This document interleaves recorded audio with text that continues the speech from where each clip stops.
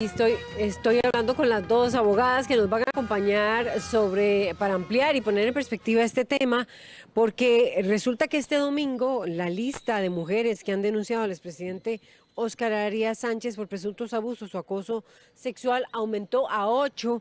La politóloga Karina A. Black, quien ahora tiene 52 años y labora en la Universidad de Nevada en Reno, dijo al New York Times que Arias intentó toquetearla y besarla en 1998 cuando él visitó esa universidad como expositor.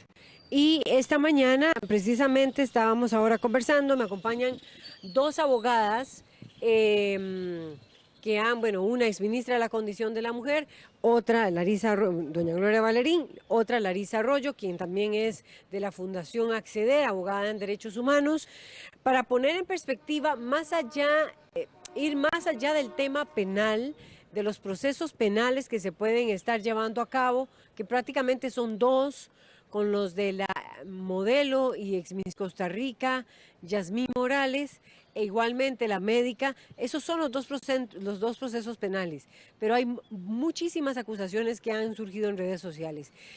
Básicamente las que más han hablado a la opinión pública son las dos comunicadoras, Emma Daly y también Nona Antillón. El resto han hablado, pero vía escrito, y prefieren no enfrentarse a las cámaras y no enfrentarse tampoco ni siquiera a la radio, y uno tiene que respetar ello y lo entiende. Pero bueno, vamos a poner en perspectiva este asunto. Ayer se suma otra denuncia. Y hay quienes siguen abogando porque existe el principio de inocencia en torno a estos casos y que prácticamente hasta cuestionan el papel de los medios de comunicación, que me pregunto si estas denuncias no se plantearan. Bueno, salió la primera en el Semanario Universidad y las otras, muchas de ellas han salido o en Facebook o en los mismos periódicos estadounidenses. Hay un cuestionamiento a que los medios prácticamente también busquen reacciones de ellas y sus opiniones al respecto, o que cuenten sus testimonios. ¿Cuál es el criterio que ustedes tienen, Larisa Arroyo, Gloria Valerín, sobre el hecho del tema del principio de inocencia versus esta bola de nieve de denuncias de las mujeres de distintos niveles económicos y sociales sobre los casos de abuso, de presunto abuso sexual o de hostigamiento sexual? Buenos días a ambas. Buenos días, mucho gusto. No sé con cuál comenzamos. Adelante, doña Gloria. Gracias. Yo creo que la discusión no puede centrarse en el tema del principio de inocencia. Principio de inocencia es una garantía constitucional, una garantía procesal, ¿verdad?, que asiste a toda persona que es acusada durante el juicio en los tribunales. Más allá de eso, en el campo de la opinión, del pensamiento, de la comunicación de nuestros pensamientos, que son también derechos constitucionales, y el sentido común te manda a pensar, a concluir, que si hay 8 mujeres, 2 que han denunciado penalmente a don Óscar Arias y otro chorro que lo han denunciado en los medios de comunicación, ante medios de comunicación además muy serios, ¿verdad? No estoy hablando solo de los medios de comunicación costarricenses que sí han hecho eco de estas denuncias. ¿Por qué? Porque hay una base de verdad, de credibilidad en ellas, sino que estoy hablando del Washington Post y del New York Times. Es que el problema es que el señor es una persona conocida mundialmente porque él se ha hecho una carrera en el mundo también, no solo en Costa Rica. Y eso tiene una consecuencia. Cuando metes la pata, la metes aquí, la metes en todo lado y no te puedes quitar eso de encima. Y además sos figura pública. Es parte de lo que las figuras públicas tienen la obligación de soportar. La crítica de los ciudadanos, de las ciudadanas, ante una cantidad de denuncias que a mí me parece que llevar la discusión al tema del principio de inocencia es simplemente quitar el punto focal, lo más importante que debe discutirse en este momento, sustituir el punto más importante. ¿Cuál es el punto más importante?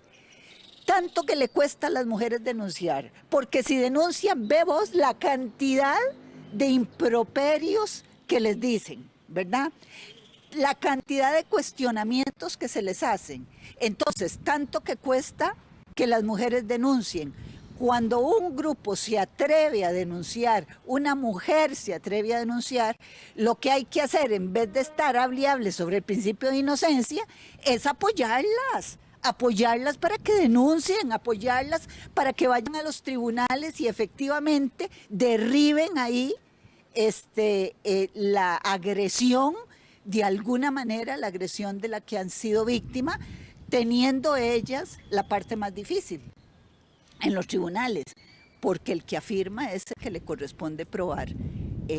Y estos son delitos, estos son crímenes que no se cometen a vista y paciencia de todo el mundo, se cometen en la oscuridad, en lo cerrado, donde la gente no los vea porque ellos saben que están haciendo una cosa mala.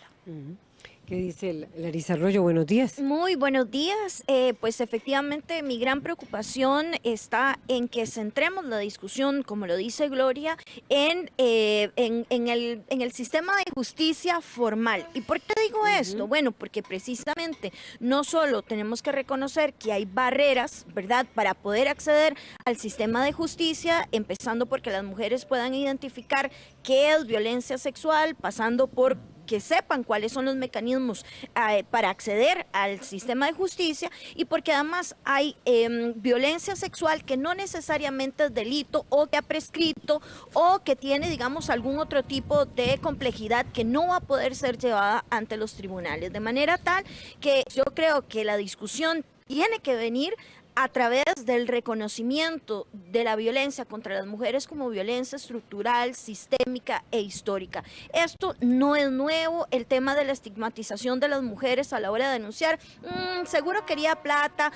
seguro quiere fama, ¿verdad? Cuando una va por la vida siendo víctima de violencia sexual, nadie le va a decir, qué bien que usted es víctima de violencia sexual y habló, ¿verdad? Únicamente algunas mujeres le vamos a decir, usted es valiente por atreverse a hablar particularmente en contra, digamos, de un personaje, sin duda alguna, no solo para Costa Rica, sino para el mundo. Y algo que quiero añadir sobre esto es que cuando hablamos de violencia contra las mujeres, ahora estamos hablando de violencia sexual, pero tenemos que hablar también, por ejemplo, de todo el estigma que ha venido cargando a las mujeres a la hora de asumir las labores de cuidado, por ejemplo, de la familia, y estarles reprochando el tema de las pensiones, tratar de bajar.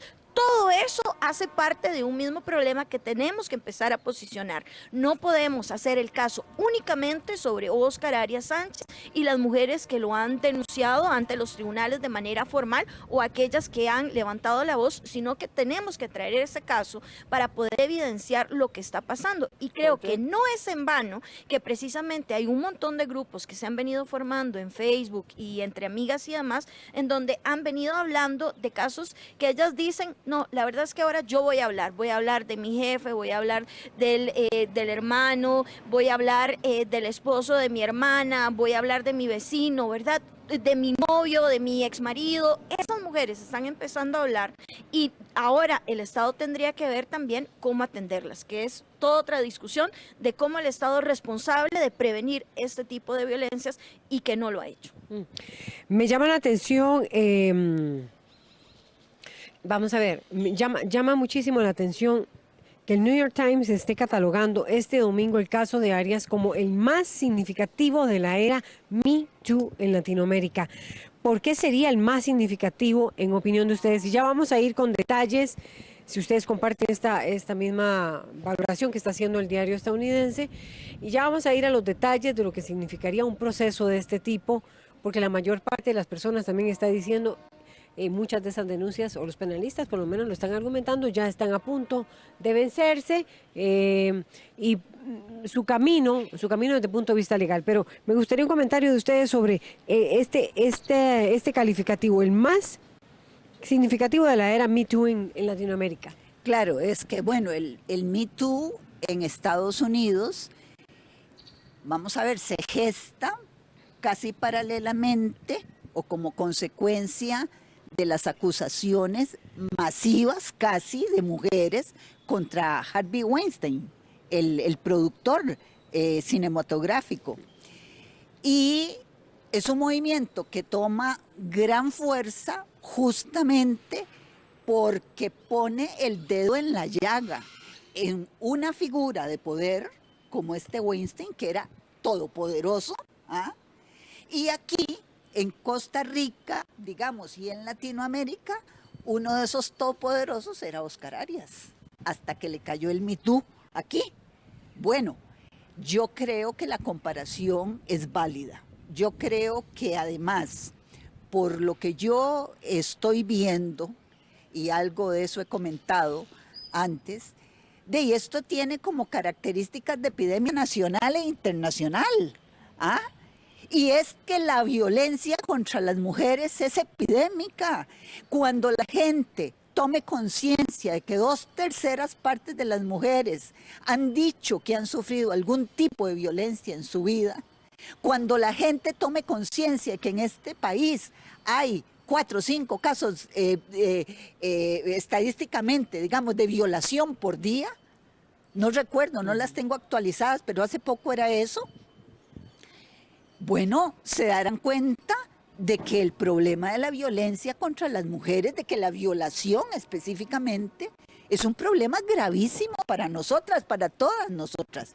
Y bueno, este movimiento, aquí también desgranado en Costa Rica y en Estados Unidos, porque las denunciantes son también mujeres norteamericanas contra este señor, contra Oscar Arias, lo asemeja mucho al movimiento del Me Too en Norteamérica. Yo coincido con el criterio del New York Times.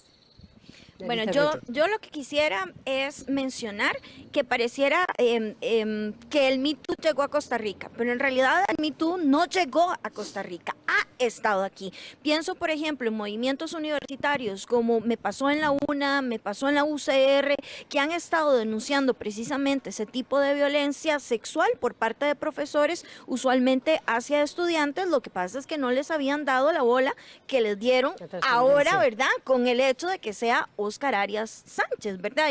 Y la persona que él representa. Entonces, de alguna manera, a mí, una de las grandes preocupaciones, digamos, que me está surgiendo, estaba viendo un día de estos un bufete donde decía, llegó el Me Too, por favor, compañías, empresas se tienen que preparar para que no les pase esto. Entonces ahora resulta que de nuevo no es la víctima la que está en el centro de la discusión, sino está la cosa de cómo me protejo yo para que no ocurra, ¿verdad? O estos comentarios de ahora ya no se les puede decir nada, ahora cualquier cosa, una mujer denuncia y ya le fue súper mal al hombre. O sea, no se trata de eso. De hecho, una de las grandes discusiones que tenemos que tener es cuáles son las masculinidades que estamos incentivando, ¿verdad? ¿Cómo nos estamos formando como hombres o como mujeres? Y esta gran discusión tiene que ver porque esto que estamos hablando del Me Too, de Oscar Arias, de las denuncias y demás, es violencia basada en género. ¿Y por qué lo digo? Y lo pueden, y lo repito siempre, pueden googlear Observatorio de Género del Poder Judicial, sale precisamente las estadísticas de delitos sexuales, y vemos, por ejemplo, que en el 2017, ¿verdad?, la cantidad de víctimas según sexo, voy a hablar nada más de violación porque ahí salen otros datos, son 235 hombres versus 1.546 mujeres. En cambio, las personas imputadas en el mismo delito de violación son 1.205 hombres y 80 mujeres. Entonces no es casualidad que haya esa desproporción tan evidente en materia de género, porque quienes viven o tienen más posibilidades de vivir violencia sexual somos las mujeres, porque vivimos en una sociedad en donde la diferencia entre hombres y mujeres también pasa por el acceso a los derechos, incluyendo el acceso a la justicia como un derecho. Y porque finalmente, Larisa y Laura, la violencia es un problema de poder. Es un problema de poder. Entre más poder concentres, más siendo hombre, más posibilidades hay de que ese poder se ejerza en contra de las mujeres, porque es lo usual en esta sociedad. Bueno, escuchándolas quisiera como preguntarles muchísimas cosas a propósito de lo que decía Larisa Arroyo del fenómeno de Me Too. Esto que usted ha dicho, que está viendo, que está sucediendo en los bufetes, vamos a ver, ¿qué tanto ha avanzado o ha cambiado? A propósito de esa alerta que le están dando a los bufetes y que ustedes están comentando del principio de inocencia, ¿qué tanto ha cambiado o puede llegar a cambiar este fenómeno social, la legislación penal, y poniéndola en perspectiva de lo que pueda acontecer en los tribunales de justicia? A ver, la legislación penal habla de que en casos de hostigamiento, acabo de olvidar la palabra, pero bueno, vencen a los 4 años. Prescriben, gracias, a los 4 años. Que en el caso de violaciones a los 10 años. La vez pasada conversaba con otro grupo de abogados y abogadas y ellos decían, bueno, pero si la divulgación de una información genera tal shock o reacción, reacción psicológica en la persona, podría reactivarse. ¿Podrían ustedes ponerme como abogadas que han tratado el tema de los derechos de las mujeres en perspectiva, qué tanto puede revolucionar la legislación penal el fenómeno del Me Too, ya sea que tal vez ya había llegado porque hay personas condenadas por casos anteriores, me recuerdo un entrenador de porristas y demás. Y el exdiputado Tinoco. El exdiputado, exactamente. Ahora les voy Federico a contar Tinoco. sobre ese Me Too. Ese proceso y las reacciones igual en redes hacia las personas que denuncian, ¿qué tanto va a revolucionar o va a cambiar o puede llegar a marcar, a generar jurisprudencia este tipo de casos? Bueno, yo quisiera mencionar, por Larisa ejemplo, Arroyo, que en los casos particularmente de violencia en contra de menores de edad, en contra de niñas, desgraciadamente pues se tiene nada más 10 años a partir de la mayoría de edad. Y lo cierto es que la revelación, es decir, cuando una puede decir, ok, voy a hablar de lo que me pasó, voy a hablar de lo que me ocurrió, no tarda 10 años muchas veces tarda muchísimo más. Entonces, una de las tantas discusiones que también tenemos que tener es el tema de la imprescriptibilidad de los delitos, al menos en contra de las personas menores de edad, con todas las dificultades que eso va a conllevar en materia de prueba y demás, pero al menos poder decir, porque a mí una de las grandes cosas que me resuenan en la cabeza es cuando dicen, no, si a usted le pasó algo, usted lo lleva al sistema de justicia. Vean, yo misma, siendo abogada, siendo especialista en género, en derechos humanos, puse una denuncia por acoso callejero, que además es meramente contravención, habiendo videos en donde el tipo reconoce que dijo lo que dijo y simple y sencillamente el juez lo que dijo, no, tengo dudas, entonces aquí no va a pasar nada más. Entonces, una de esas, digamos, de esas reformas que habría que considerar es el tema de la prescripción, sin duda alguna, pero también, por ejemplo, el reconocimiento de la violencia sexual en la calle y otro tipo de violencia sexual que en este momento no se ve, ¿verdad? Únicamente, si una tiene muy buena suerte, el acoso callejero es una contravención, saber, por ejemplo, que una mujer puede llamar al 911 y decir, este tipo me está siguiendo, me está acosando, me está mirando, no me deja en paz, ¿verdad? Se puede hacer eso.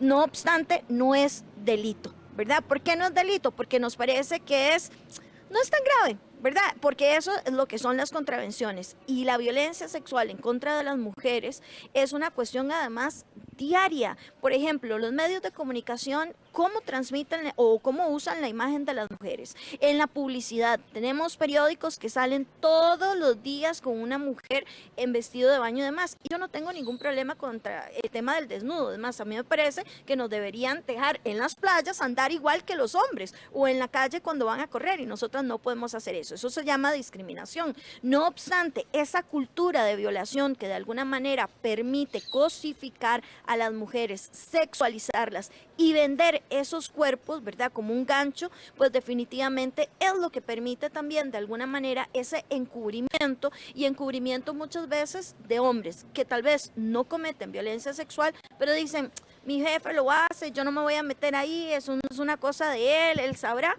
Eso es encubrimiento, eso también es complicidad y no en términos jurídicos porque no hay forma, digamos, de en este momento de atenderlo en el sistema de justicia formal. O sea, no hay forma de atenderlo, pero estos casos, y este caso en particular, ¿llegarán a revolucionar, a generar jurisprudencia? ¿Creen ustedes podría llegar a haber una respuesta diferente en los tribunales? A mí me parece que, bueno, que algunos cambios como los que planteaba Larisa requieren de la intervención de la Asamblea Legislativa. El tema de la prescripción no lo puede resolver si no es mediante una reforma de ley. Pero lo otro que a mí me parece muy, pero muy importante para esta lucha por los derechos, por la vigencia de los derechos de las mujeres, y es que no se descuide la parte de los tribunales. Es que vean, el sistema patriarcal, como cualquier sistema, se defiende. Y entonces usted ve cómo vienen unas tremendas arremetidas que no solo son en el campo político, como ya lo hemos visto, contra las mujeres, de estos grupos neopentecostales, por ejemplo, como está Bolsonaro en Brasil, contra eso y contra un montón de cosas tan fundamentales como el cuidado de la Amazonia, ¿verdad? Pero de repente uno se da cuenta de que hay como ciclos donde atacan con fuerza los derechos de las mujeres y se nos empieza a desgranar la mazorca. Esto no ocurre solo en los tribunales, esto ocurre en todo el sistema político. Entonces resulta de que usted se da cuenta de que ponen a la cabeza de instituciones como el INAMU a gente que no cree en eso, o que ataca más bien a las mujeres, o que es muy débil políticamente para defender los derechos de las mujeres. Pero también usted ve cómo los jueces empiezan a producir sentencias que contradicen totalmente el avance de las mujeres en todos estos campos. Y también ve usted en el Parlamento proyectos de ley como el que vinimos a discutir con el diputado Hoppelman la vez pasada, que lo único que tiende es a meter a mujeres que cuidan a sus hijos a la cárcel. Es a lo único que tiende. Ese es el único propósito de ese proyecto tal y como está planteado. Bueno, ahí a los defensores del principio de inocencia no les importa un comino el principio de inocencia, por ejemplo, en el caso de este proyecto de ley, porque entonces quieren mandar a las mujeres a la cárcel con solo el dicho del que paga la pensión. Y ni siquiera le dice el proyecto de ley, vea, usted tiene que presentar pruebas, como manda la razón y la justicia, ¿verdad? Entonces ahí el principio de inocencia no vale. Porque en el fondo lo que hay es una tremenda violencia estructural, como por eso, decía, pero con estas denuncias y con este caso tiene que cambiar, es a lo que iba, o sea, la sociedad, tomando en cuenta lo que ustedes están, recibe, esto es un shock, ¿verdad? Es decir, es muy difícil a nivel de comunicadora decir, hay otra noticia de mayor importancia en este momento, no la hay. Se continúa con la cobertura de otros temas, pero esto es un shock a nivel de sociedad. Entonces, mi pregunta es, con las voces de todas estas mujeres que han revelado presuntos abusos sexuales o situaciones, sí, de hostigamiento, pero más bien de hostigamiento sexual, y 2 denuncias penales, ¿ustedes creen que de acuerdo a cómo están los tribunales de justicia en el país, esto vaya a generar cambios? ¿Qué tanto aportan estas denuncias y qué tanto aportarían más denuncias a las 2 causas penales, por ejemplo, que sí están activadas? Una por abusos sexuales y la otra me parece que es violación, si no me equivoco. Una es por violación, perdón, y la otra es por abuso sexual. Sí. Bueno, yo quisiera acotar algo sobre eso. Yo creo que el cambio no se puede dar particularmente si las personas profesionales en derecho no nos formamos en género y no nos formamos en derechos humanos. Derechos humanos incluye género, no hay forma de quitarlo. No obstante, cuando yo salí de la Facultad de Derecho de la UCR, no me dieron ni un solo curso sobre género. Es decir, nada de derechos de las mujeres, nada de género, nada. Y derechos humanos teníamos como un cursito que era derecho internacional, público y privado, y veíamos como así, pero género, nada. Entonces, aquí el cuestionamiento que yo hago es cómo pretendemos que las personas que vayamos a defender a las víctimas no tengamos sensibilidad de género, no tengamos perspectiva de género, o digamos que no es algo científico, ¿verdad? Como si fuera algo nada más de una ocurrencia y no décadas precisamente de estudio para demostrar la violencia contra las mujeres como algo estructural y sistémico, ¿verdad?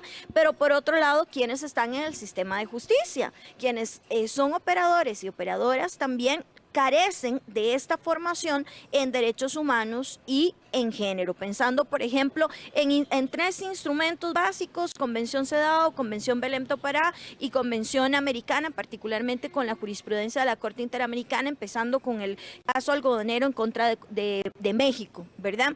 Incluso la misma sentencia Artavia Murillo, que es la sentencia que condena a Costa Rica, precisamente saca, digamos, el tema de fertilización in vitro también como un tema de género. Entonces, ¿cómo vamos a cambiar el sistema si quienes tienen mayor poder y tienen, digamos, la forma de manejar el sistema no tienen esos instrumentos, ¿verdad? Entonces también un poco pensar en cómo tenemos que ir cambiando, no solo que las mujeres puedan hablar, puedan denunciar, sino que todo el sistema en sí tiene que ser modificado. ¿Cuántas madres le habrán dicho a su hija, mira, mejor no digas nada, no me metas en problemas, no estoy segura? Y esos casos a mí, o sea, yo ya no doy abasto. Las mujeres que me llaman a contar sus historias, que quieren asesoría, y el Estado como principal responsable, ¿qué es lo que hace? Sin duda alguna hace algo muy bueno, pero es insuficiente. La delegación de la mujer que queda aquí nomás, ¿verdad?, tiene muy pocas mujeres que van a atender a esas víctimas de violencia, y necesitamos una mayor inversión por parte del Estado para poder atender a esas mujeres y que se animen efectivamente a poner denuncia sobre violencia, no solo sexual, sino violencia en general. Las acciones son muchas, pero aquí podríamos estar todo el día, ¿verdad? Claro, pero por ejemplo yo, no sé hace cuántos años le vengo planteando al INAMU, por ejemplo, de que el INAMU debería de preparar, y no solo el INAMU, por supuesto que yo hablo del INAMU como ente rector, pero por supuesto que eso no es responsabilidad exclusiva del INAMU. Tener un montón, miles de abogados y abogadas preparadas en género para atender los derechos de las mujeres. ¿Cuál justicia? ¿Cuál acceso a los derechos hay si vos no podés pagar un abogado en primer lugar, y en segundo lugar si el abogado que te toca es como Pedro Beirute, que es un enemigo de las mujeres? ¿Ah? ¿Cómo haces? Bueno, eso, la única manera de cambiarlo es como está planteando Larisa, y el INAMU debería de tomar cartas en este asunto. Pero sí va a cambiar. Yo creo que aquí el golpe, para decirlo correctamente, el golpe a la conciencia costarricense ha sido grande.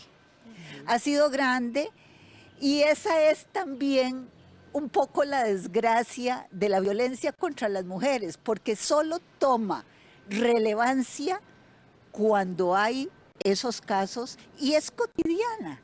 Pero estos casos a veces ayudan, entre comillas, a que se tome conciencia de que las cosas tienen que cambiar, de que los derechos de las mujeres tienen que ser respetados, de que somos personas. Y hay que hacer algunos ajustes puntuales. Yo, por ejemplo, planteé, antes de irme a esta Asamblea Legislativa, que el acoso callejero, eso, lo de los piropos, que no son piropos, son indecencias, barbaridades, lo que le dicen a las mujeres, sexual. Claro, yo lo quería convertir en un delito. ¿Ah? Vino la siguiente Asamblea Legislativa y archivó el proyecto. En este caso, ustedes dos especialistas y han trabajado en el tema de las mujeres, uno ha visto en los Estados Unidos como sí no sé si se puede hacer esa comparación, Larisa, Gloria Valerín, en como sí hubo, es decir, el caso de este cineasta, de este productor, el caso de los dos actores de cine, particularmente Bill Cosby. Y Kevin Spacey. Exactamente, esos casos sí generaron, hoy por hoy está uno de ellos condenado. Es decir, a lo que voy es, si este proceso que tiene en shock a la sociedad costarricense, va a generar ese mismo shock en el sistema, en la jurisprudencia, y usted lo estaba citando, Larisa, ya los bufetes los están alertando. Es tal, digamos, la reacción, es tal la expectativa que hay de que esto sí va a generar algún cambio importante. Yo pienso que sí, Gloria Valerín. yo pienso que sí, que estas cosas ayudan a que las cuestiones cambien, pero no es suficiente con que pase eso. Es que el poder político es el que tiene la capacidad también para cambiar. En esta Asamblea Legislativa, en la correlación de fuerzas que hay aquí, en este momento lo veo difícil. Francamente, el conservadurismo, pero más difícil, o más peligroso más bien que difícil, es por ejemplo esto. Y lo digo con conocimiento de causa. Cuando yo fui diputada, tuve que enfrentarme al poder político para que no llevaran un magistrado a la sala tercera que hiciera favores a los expresidentes que estaban acusados. Eso fue un escandalazo aquí. ¿Ah? Eso se olvida porque esas cosas pasan. Yo quisiera que cuidáramos mucho en este momento se van a nombrar la elección de los miembros de la sala tercera, porque yo no quiero, y muchos en este país no queremos, magistrados complacientes con el expresidente Arias. Lo digo así, con toda claridad, no quiero. Eso sería darle la estocada final a este país para que lleguemos a lo que ha llegado México, por ejemplo. Entonces hay que tener mucho cuidado y ustedes desde los medios de comunicación darle un gran seguimiento a esto de la sala tercera, porque yo sé que aquí se cuecen habas. Bueno, y yo sobre eso quisiera añadir que precisamente los partidos políticos son quienes de alguna manera llegan a ese poder, ¿verdad? O más bien a esos tres poderes, ¿verdad?, que tenemos. Y lo digo pensando, hace unos días presentamos Agenda CEDAW, ¿verdad?, porque, a ver, sabemos que muchos proyectos de ley salen sin reconocer, ¿verdad?, incluso el rango supraconstitucional de instrumentos como CEDAW. Entonces sacan ocurrencias, son proyectos de ley que no vienen acorde, digamos, a esas obligaciones jurídicas derivadas de instrumentos como la CEDAW. Hay un desconocimiento profundo en la Asamblea Legislativa, que es donde se hacen leyes, ¿verdad? Y eso es sumamente grave. Y por otro lado, tenemos partidos políticos que también han encubierto la violencia sexual, incluso de sus mismos partidarios, ¿verdad? Entonces, eso es un problema de manera permanente en los partidos políticos, de manera tal que aunque yo no estoy en política, no estoy en ningún partido y ni quiero estar, ¿verdad? Creo que definitivamente, no quiero decir intervención, pero sí como el hecho de que haya mujeres que dentro de los partidos políticos empiecen a mover eso con el apoyo de compañeros también que puedan de alguna manera posicionar como obligaciones de los partidos políticos el romper con esa cultura de violación que se ha venido pasando, ¿verdad?, una y otra vez, y en todos los partidos políticos, Larisa, en todos, no hay uno solo que se salve. Larisa, perdón, un segundo, y los comentarios de la gente. Sí, un segundo nada más. Cuestión política.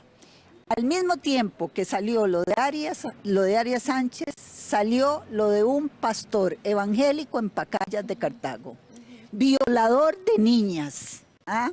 Toda la historia se cuenta.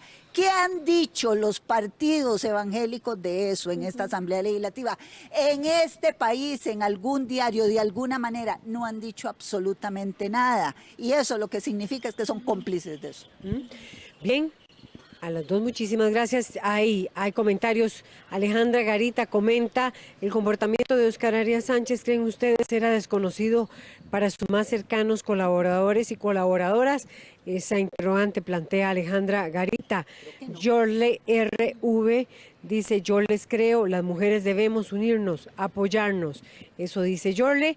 El señor de la tierra, Ubicatex, dice, entre más cambien el sistema a darle más poder a la mujer, será peor. ¿Por qué? Porque ya pasamos del machismo al feminismo, al otro lado nos inclinamos. Eso dice el señor de la tierra. Y Dagoberto Díaz comenta, vivimos en una sociedad que intimida ante cualquier tipo de denuncia. Bien, estos son los comentarios. Gracias a Larisa Arroyo, gracias a Gloria Valerín por ponernos en perspectiva lo que puede ser el futuro de este caso de las 8 mujeres, 2 de ellas con denuncias penales por violación y abuso sexual, las otras por denuncias de hostigamiento sexual, básicamente en las redes sociales, y el tema del Me Too, del fenómeno del Me Too en Costa Rica. Vamos a una pausa y ya venimos con otro de los temas de discusión aquí en la Asamblea Legislativa, pero ese tiene que ver más bien con lo que está pasando con el presupuesto de las universidades estatales, lo que está diciendo la Contraloría sobre el manejo de ese presupuesto por parte de las universidades y las acciones de la acción de constitucionalidad de los entes de educación superior estatal por el recorte de 10